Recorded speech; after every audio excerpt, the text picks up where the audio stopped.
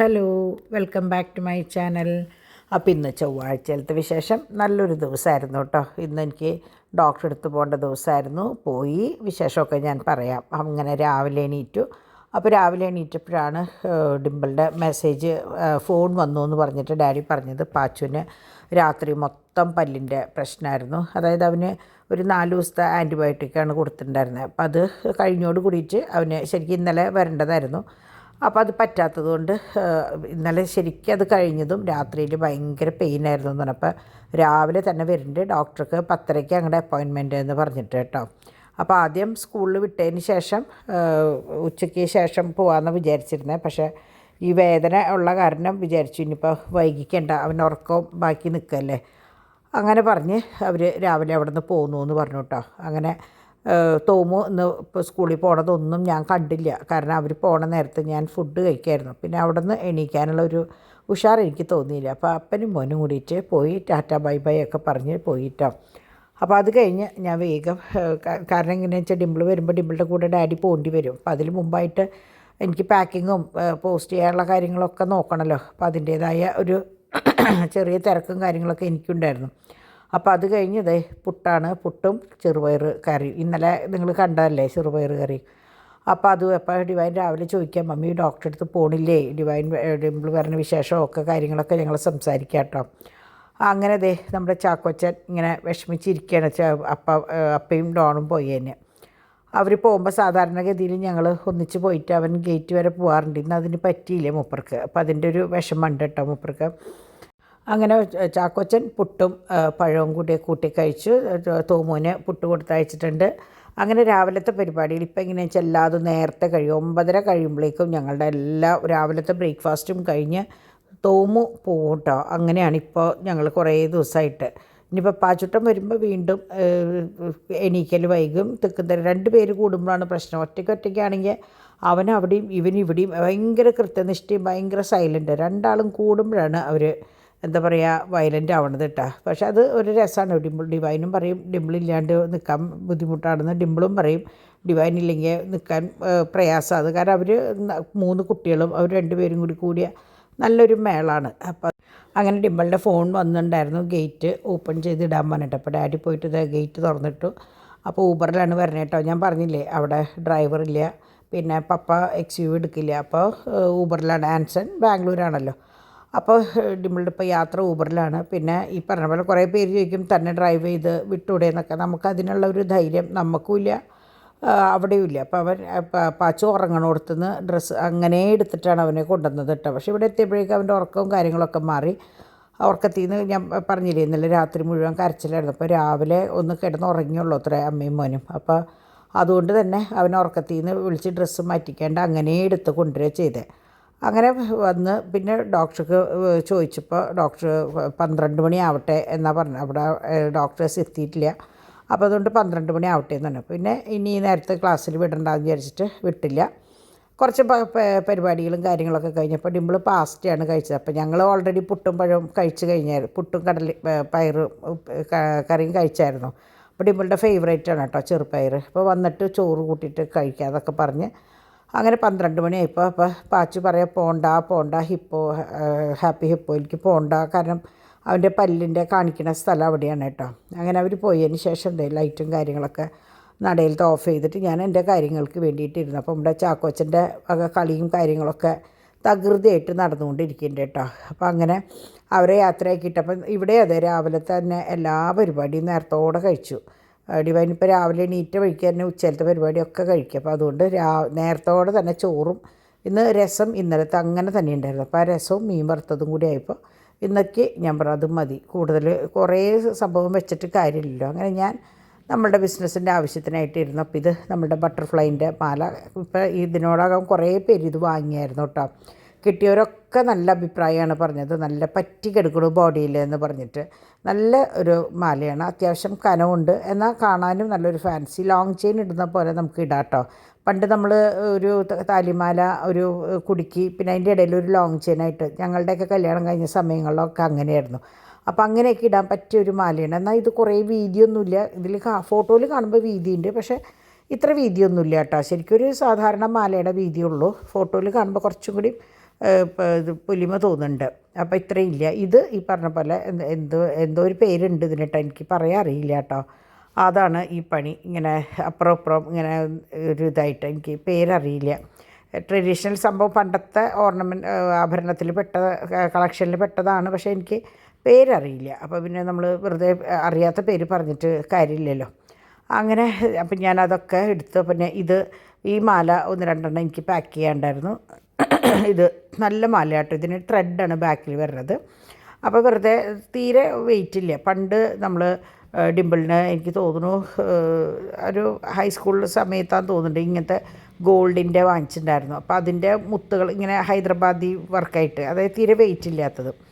ഇത് നമ്മുടെ മാങ്ങാമാല, കുഞ്ഞ് മാങ്ങ. പണ്ട് പാദസര ഇറങ്ങിയിരുന്നത് ഓർമ്മയുണ്ട്. ഇങ്ങനെ മാങ്ങയുടെ പാദസര ഉണ്ടായിരുന്നു. അതിൻ്റെ മാങ്ങാമാല, വളരെ നൈസായിട്ടുള്ള മാങ്ങാമാല. കാണാനെന്ന് വെച്ചാൽ നല്ല ഭംഗിയുണ്ട്. ട്രഡീഷണൽ മാലയാണ് കേട്ടോ ഇത്. പിന്നെ ഒരു സാധാരണ മാല, ഇപ്പോൾ ഒരു കല്യാണ പെൺകുട്ടിക്ക് ഒരു 1.5 പവൻ 2 പവനിൽ തോന്നുന്ന ഒരു കുടിക്ക് വേണം എന്ന് തോന്നിയാൽ ഇടാവുന്ന പോലത്തെ ഒരു മാല. അപ്പോൾ ഇപ്പം ഞാൻ പറയാറുള്ള പോലെ സ്വർണം അധികം ആരും എടുക്കണില്ല. എന്നാൽ നമ്മളുടെ ആവശ്യങ്ങൾക്ക് എപ്പോഴും നമ്മൾ കാണുന്ന ഒരു സംഭവമാണ് കല്യാണ ഫോട്ടോ അല്ലെങ്കിൽ കല്യാണ ഡ്രസ്സ്. നമ്മളൊരു നല്ല 2 മാല ഇട്ടാൽ തന്നെ എന്താ നീ കല്യാണത്തിന് പോകണോ എന്നാണ് ചോദിക്കുക. അപ്പോൾ അതായത് കല്യാണം എന്ന് പറയുമ്പോൾ നമ്മൾ ആഭരണങ്ങൾ ഇടുക എന്നുള്ള ഒരു ഇതാണ്. പക്ഷേ ഇപ്പോഴത്തെ കാലത്ത് ആഭരണങ്ങൾ എടുത്ത് വെച്ച് പണിക്കൂലി ഇതും കളഞ്ഞ് കാശ് കളയുക. അതിന് പകരം എല്ലാവരും കാശായിട്ടാണ് കാര്യങ്ങൾ സൂക്ഷിച്ച് വെക്കുന്നത്, ഒരു മുതൽക്കൂട്ടായിട്ട് വെക്കുന്നത്. കാരണം ഭയങ്കര വിലയാണ് സ്വർണ്ണത്തിന്. അപ്പോൾ എന്നാൽ നമുക്ക് ഫോട്ടോസിൽ കാണുമ്പോൾ അത്ര ഭംഗിയിൽ കാണുകയും വേണം എന്നുള്ളപ്പോൾ ഇങ്ങനത്തെ മാലകളൊക്കെ വാങ്ങി ഉപയോഗിച്ചാൽ നല്ലതാണ്. അപ്പോൾ വേറെ പ്രശ്നങ്ങളൊന്നും വരുന്നില്ല. എന്നാൽ ഇതാണെന്ന് വെച്ചാൽ ഇതൊരു സമ്പാദ്യ അസറ്റാണെന്നൊന്നും ഞാൻ പറയില്ല കേട്ടോ. ഒരിക്കലും അതല്ല. സ്വർണ്ണത്തിന് സ്വർണം തന്നെ വേണം. പക്ഷേ ഇതെങ്ങനെയാണെന്ന് വെച്ചാൽ നമ്മളുടെ ഒരു കൊതി തീർക്കാൻ വേണ്ടിയിട്ട് ഇടാം. പിന്നെ ഒരിക്കൽ വാങ്ങിച്ചാൽ വീണ്ടും വീണ്ടും വീണ്ടും പ്ലേറ്റ് ചെയ്ത് കുറേ കാലം നമുക്ക് ഉപയോഗിക്കാം. അത്രയേ ഉള്ളൂ. അങ്ങനെ ഈ ഗണപതിയുടെ ഞാൻ മുമ്പ് ഇതൊക്കെ മാലകളൊക്കെ കാണിച്ചിട്ടുണ്ട്. അപ്പോൾ ഞാനിപ്പോൾ വീണ്ടും കാണിക്കുന്നത് എന്താണെന്ന് വെച്ചാൽ 1-2 കല്യാണ കുട്ടികൾ നമ്മളോട് ഇങ്ങനത്തെ മാലകൾ, സിമ്പിളായിട്ടുള്ള മാലകൾ ചോദിച്ചിട്ടുണ്ടായിരുന്നു ഹിന്ദുസിൻ്റെ. അപ്പോൾ അതുകൊണ്ടാണ് ഞാൻ ഈ ഗണപതിയുടെയും ലക്ഷ്മിയുടെയും പിന്നെ ട്രഡീഷണൽ മാലകൾ സാധാരണ ഹിന്ദുസാണ് യൂസ് ചെയ്യുക, ഈ മാങ്ങ, കാശുമാല അങ്ങനെയുള്ള സംഭവങ്ങൾ. അതുകൊണ്ടാണ് ഞാൻ പ്രത്യേകിച്ച് അത് മാത്രം കാണിക്കുന്നത്. പക്ഷേ ഇപ്പം അങ്ങനെയല്ല. കാശുമാല, മാങ്ങുമാല, കസവുമാല ഒക്കെ എല്ലാവരും ഉപയോഗിക്കുന്നുണ്ട് കേട്ടോ. താലിക്കൂട്ടൊക്കെ ക്രിസ്ത്യൻസിലും ഉണ്ട്. കുരിശായിട്ട് താലിക്കൂട്ട് വരുന്നുണ്ട്. അത് ഞാൻ ഇതിൽ കാണിച്ചിട്ടില്ല. ആവശ്യമുള്ളവർ വേണമെങ്കിൽ പറയാം കേട്ടോ. അതായത് താലിക്കൂട്ടം എന്ന് പറയുമ്പോൾ പണ്ടത്തെ ഒരു ട്രഡീഷണൽ ഓർണമെൻ്റാണ്. അപ്പോൾ അതിൽ തന്നെ ക്രിസ്ത്യൻസിൻ്റെ താലീമ ഒരു കുരിശ്, പണ്ടത്തെ നമ്മുടെ ക്രിസ്ത്യാനികളുടെ താലിയില്ലേ, താലീമ ഒരു കുരിശായിട്ട്, അങ്ങനത്തെ താലിക്കൂട്ടം നിറച്ച് താലി ഇങ്ങനെ കുരിശായിട്ടുള്ളത് വരുന്നുണ്ട് കേട്ടോ. അപ്പോൾ ക്രിസ്ത്യൻസിന് വേണ്ടിയിട്ട് അത് കണ്ടമാനം നമ്മളുടെ കയ്യിൽ നിന്ന് പോണുണ്ട്. കാണുമ്പോൾ ഒരു എന്താ പറയുക, ഒറ്റപ്പെട്ട് നിൽക്കുന്ന ഒരു ആഭരണമാണല്ലോ. അപ്പോൾ അതുകൊണ്ട് തന്നെ ഇത് ഭയങ്കര കനം കുറഞ്ഞ നമ്മുടെ അവല് പോലെ, അതായത് തീരെ കനമില്ല, എന്നാൽ കാണുമ്പോൾ ഭയങ്കര വലിപ്പം തോന്നുന്ന പോലത്തെ ഒരു മാലയാണ്. ഇതൊക്കെ ഈ സിംഗപ്പൂർ പണിയിൽ പെട്ട മാലകളാണ് കേട്ടോ. പണ്ട് നമ്മുടെ ഗൾഫിൽ നിന്നാണ് വരിക. തീരെ വെയിറ്റ് ഇല്ലാണ്ട് സിംഗപ്പൂർ പണി എന്ന് പറഞ്ഞിട്ടാണ് വരിക. ഭയങ്കര പണിക്കൂലിയൊക്കെ ആയിട്ട്. ഇത് ഭയങ്കര കനം കുറവ്, ബ്ലേഡ് കനല്ല, എന്നാൽ അതിൻ്റെ തൊട്ട് നിങ്ങൾക്ക് ഏകദേശം ഞാൻ പറഞ്ഞിട്ട് നോക്കുമ്പോൾ ഏകദേശം മനസ്സിലാവുമെന്ന് തോന്നുന്നു. ഇതൊക്കെ 6 പിടിയും 8 പിടിയാണ് കേട്ടോ. കുറേ നീളമുള്ളതല്ല. ഒക്കെ സാധാരണ നമുക്ക് എന്താ പറയുക, ഒരു ഫാൻസി മാല ഉപയോഗിക്കുന്നത് പോലെ ഇടാം. വേണമെങ്കിൽ അതിൻ്റെ തുമ്പത്തൊരു കോയിൻ ഇടാം, അല്ലെങ്കിൽ ഇതുപോലെ ഇങ്ങനെ ബാക്കിലേക്ക് കൊളുത്തായിട്ടിടാം. അതൊക്കെ നമ്മളുടെ ഇഷ്ടം പോലെ. ഞാൻ എപ്പോഴും എങ്ങനെയാണെന്ന് വെച്ചാൽ ഈ അറ്റത്തൊരു കോയിൻ ഇട്ട് ശീലിച്ചിട്ട് എനിക്ക് എല്ലാ മാലയ്ക്കും തുമ്പത്ത് കോയിൻ വേണം. പിന്നെ വേണമെങ്കിൽ ഇത് ചെയ്യാം, ബാക്ക് ചെയിൻ ഇട്ടിട്ട് വേണമെങ്കിൽ കുറച്ചും കൂടി ഇറക്കിയിടാം. അങ്ങനെ ഏത് തരത്തിൽ വേണമെങ്കിൽ നമുക്ക് ചെയ്യാം. അപ്പോൾ അതുകൊണ്ട് ഇറക്കം ഒരു പ്രശ്നമല്ല. നിങ്ങൾക്കിതിപ്പോൾ 6 പിടിയാണ്, നിങ്ങൾക്ക് 8 പിടി ആക്കണം എന്ന് പറഞ്ഞാൽ നമ്മൾ ബാക്ക് ചെയിൻ ഇട്ടിട്ട്, വട്ടക്കണ്ണിയല്ല ചെയിനുണ്ട്, മറ്റേ ഉർവശിയുടെയൊക്കെ മാല ഇട്ടിട്ട് വട്ടക്കണ്ണി ഇട്ടിട്ട് ചെയ്യാം. അപ്പോൾ സാധാരണ മാല ഇടുന്ന പോലെ തന്നെ ഉപയോഗിക്കുകയും ചെയ്യാം. ഇത് ഈ പറഞ്ഞ പോലെ ഒരു ചെറിയൊരു എന്താ പറയുക, ഒരു കൊച്ച് ഒരു മാല, കറുത്ത ഒരു പെൻഡൻ്റായിട്ട് വേണമെങ്കിൽ പറയാം. നമ്മൾ ഈ ഡാൻസ് ഒക്കെ മറ്റേ അരങ്ങേറ്റം കാര്യങ്ങൾക്കൊക്കെ ഒരു കരിമണിയുടെ നമ്മൾ ഓർണമെൻറ്റ്സിൻ്റെ ഇടയിലിടും. അപ്പോൾ അങ്ങനെ ഇടാനായിട്ടാണ് അധിക ഭാഗം അങ്ങനത്തെ മാലകൾ കൊണ്ടുപോകാറ് കേട്ടോ, ഒരു മണിയായിട്ടുള്ളത്. ഇതൊക്കെ വളരെ സിമ്പിളായിട്ടുള്ള നെക്ലസ്. പണ്ടത്തെ ഒരു ഫാഷൻ ഉണ്ട്, നിങ്ങൾക്ക് ഓർമ്മയുണ്ടാവും. ഒരു പൂവും അതിൻ്റെ താഴെ ഒരു ഡിസൈനും. ഇതും ഈ പറഞ്ഞ പോലെ ഞാൻ 2 ആഴ്ച മുമ്പ് കാണിച്ചായിരുന്നു. ഇതും കണ്ടമാനം പോയ ഒരു ഡിസൈൻ. അതായത് വളരെ സിമ്പിളായിട്ട് ഉപയോഗിക്കാൻ പറ്റുന്ന ഒരു മാലയാണ്. അതിൻ്റെ 3ഓ 4ഓ ഡിസൈൻ ഉണ്ട് കേട്ടോ. അത് എനിക്ക് തോന്നുന്നു ഞാൻ ഇതിൽ കൂടെ ഇൻക്ലൂഡ് ചെയ്തിട്ടുണ്ട് തോന്നുന്നുണ്ട്. ഇതും ഈ പറഞ്ഞ പോലെ അധികം വെയിറ്റ് ഒന്നുമില്ല, എന്നാൽ എന്താ ഇടത്തരം മാല, നെക്ലസിൻ്റെ നേരെ താഴെ കണ്ടിടാവുന്ന ഒരു മാലയാണ്. അപ്പോൾ ഇതും ഈ പറഞ്ഞ പോലെ അധികം വിലയൊന്നുമില്ല, കറക്റ്റ് ഗോൾഡ് ഫിനിഷിംഗ് ആണ്. എല്ലാതും കൊണ്ടും നല്ലൊരു മാലയാണ്. ഇതും ഈ ഇറക്കം വേണമെങ്കിൽ നമുക്ക് കൂട്ടിയിടാം കേട്ടോ.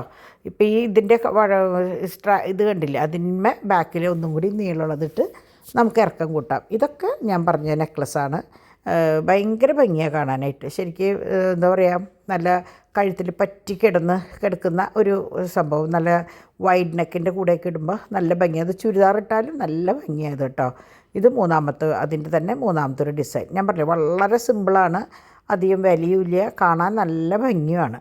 അപ്പോൾ അങ്ങനെ ഇതൊക്കെയാണ് നമ്മളുടെ ഡിസൈനുകൾ. കല്യാണ പെൺകുട്ടികൾക്ക് എന്ന് പറയേണ്ട, എല്ലാവർക്കും യൂസ് ചെയ്യാം കേട്ടോ. വേണമെങ്കിൽ ആർക്ക് വേണമെങ്കിലും ചുരിദാറിൻ്റെ കൂടെയൊക്കെ ഇടാം. ഇത് നഗാസിൻ്റെ മാലയാണ്, പ്ലേറ്റഡ് ആണെന്ന് മാത്രം. മറ്റേ ആൻറ്റിക്കിൻ്റെ മാലകൾ വേറെയുണ്ട്. അത് കൂടാണ്ട് ഇത് ഭയങ്കര ഭംഗിയാണ്. നല്ല എന്താ പറയുക, റൂബി സ്റ്റോൺസൊക്കെ വെച്ച് ഭയങ്കര ഭംഗിയുള്ള ഒരു മാല കണ്ടോ, ലക്ഷ്മിയുടെ ഒരു മാലയാണ്. അങ്ങനെ സമയം 12 മണിയായി. 12 മണിക്ക് അപ്പോഴേക്കും ഒരു കൊറിയർ വന്നു. അപ്പോൾ ഞാൻ ഇപ്പോൾ ഇന്നലെ നിങ്ങൾ കണ്ടിട്ടുണ്ടാവും, ഞാനും ഡാഡിയും കാർ പോർച്ചിൽ സ്റ്റിക്കർ ഒട്ടിക്കുന്നത്.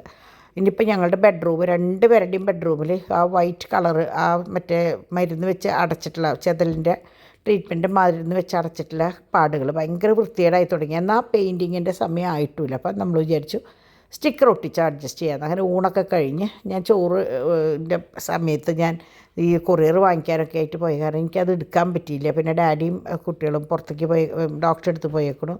ഡിവൈൻ തോമു വന്നപ്പോൾ തോമുവിനെയും കൊണ്ടുപോയി. ഡോൺ ഭക്ഷണം കഴിച്ച് പോയി. അങ്ങനെ ആ ഒരു നേരത്തെ ഒരു തിരക്ക് കാരണം എനിക്ക് വീഡിയോ എടുക്കാൻ പറ്റിയില്ല. പക്ഷേ ഇന്ന് രസവും ഞാൻ പറഞ്ഞില്ലേ, രസവും മീൻ വറുത്തതും പിന്നെ നമ്മുടെ കാലത്തത്തെ ചെറുപയറിൻ്റെ കറി ഉണ്ടായിരുന്നു ഡിമ്പിൾ, അത് മാത്രം കൂട്ടിയിട്ടാണ് ഭക്ഷണം കഴിച്ചിട്ടാണ്.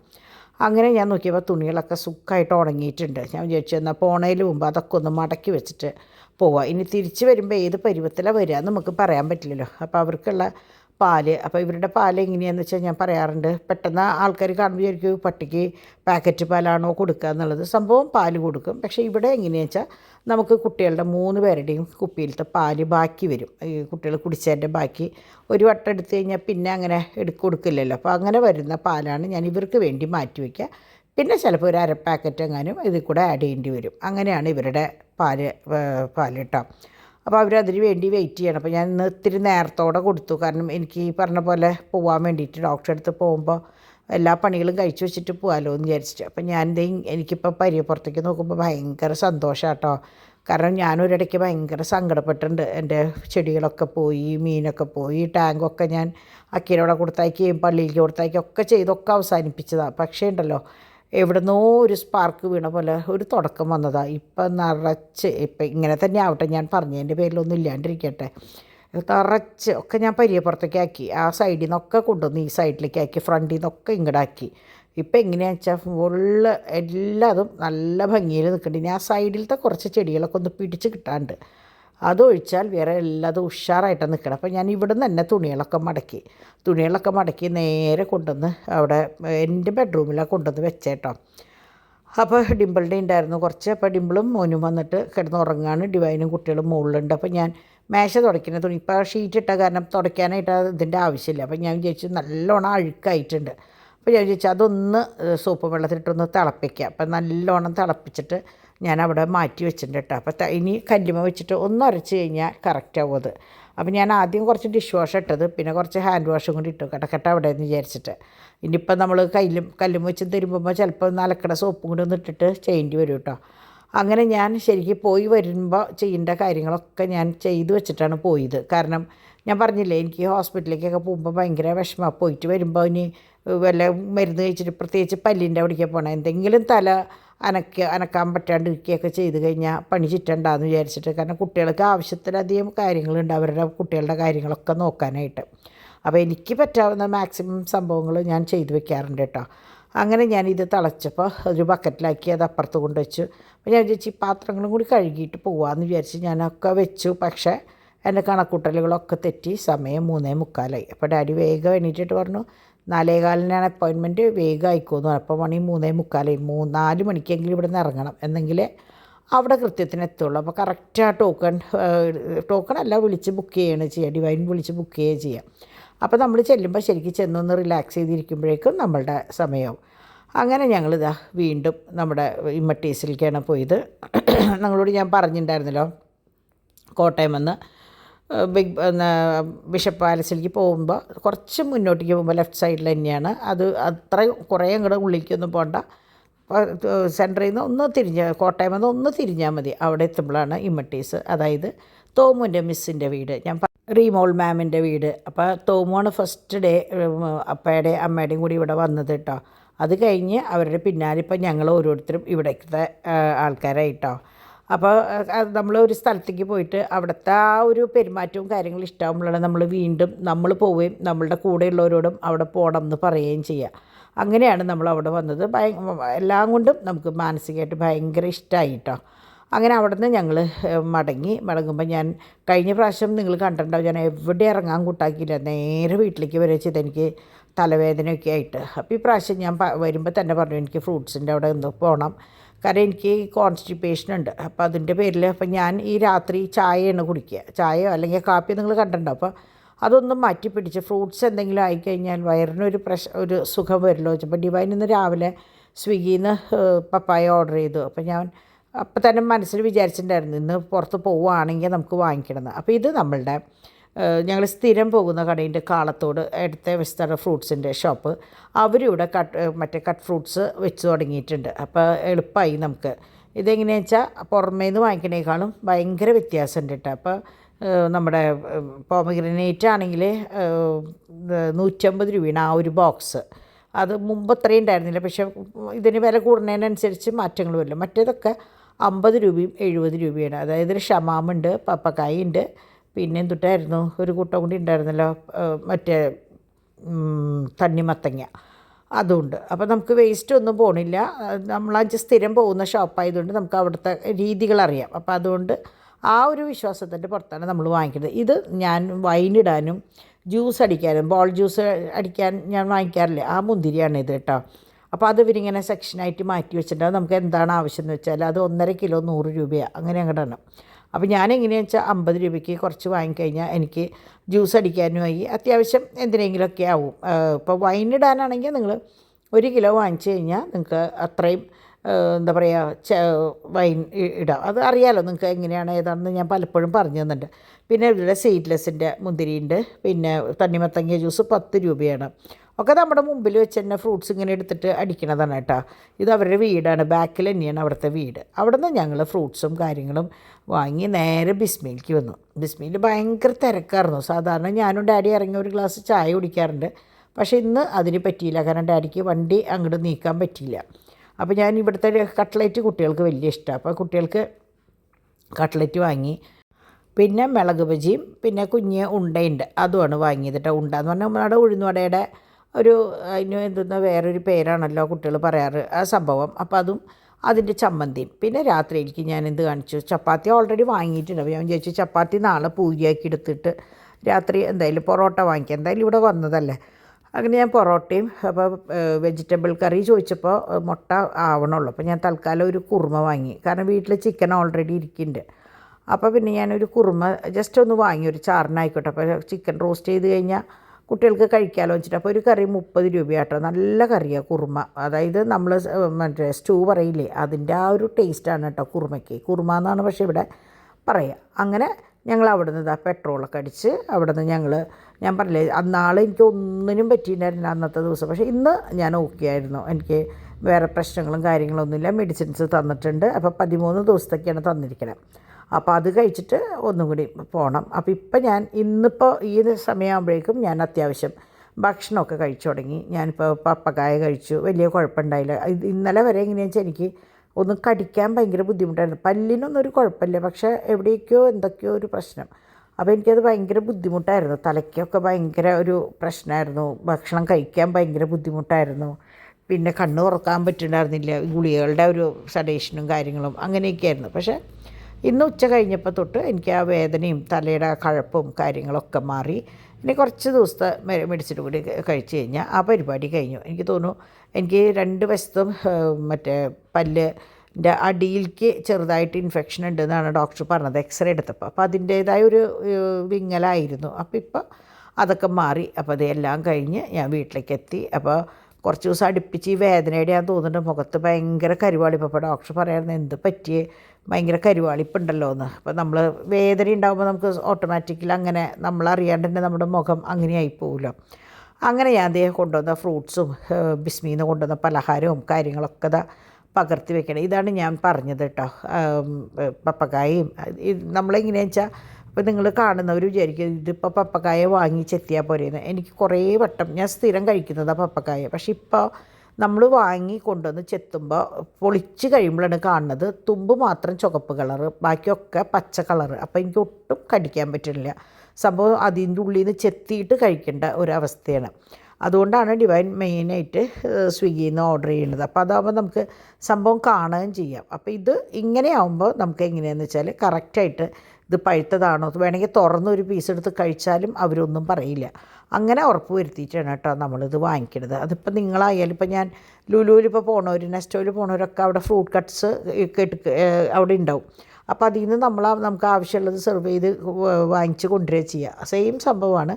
പ്രത്യേകിച്ച് ഇത് നമ്മളറിയുന്ന ഫ്രൂട്ട്സ് കടയാണ്, നമ്മളറിയുന്ന പിള്ളേരാണ്, അവരുടെ നമ്മളെപ്പോഴും വാങ്ങിക്കുന്നതാണ്. അപ്പോൾ അതുകൊണ്ട് തന്നെ നമുക്ക് ധൈര്യമായിട്ട് അത് വാങ്ങിക്കാം.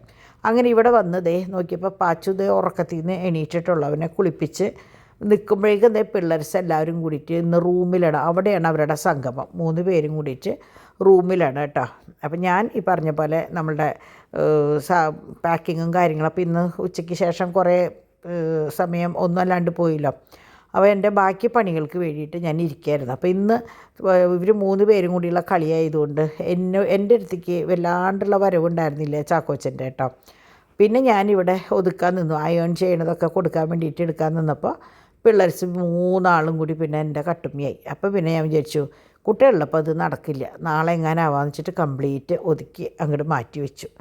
അങ്ങനെ നമ്മുടെ പിള്ളേർസിൽ ഞങ്ങൾ ഭക്ഷണം കഴിക്കാനായിട്ടിരുന്നു.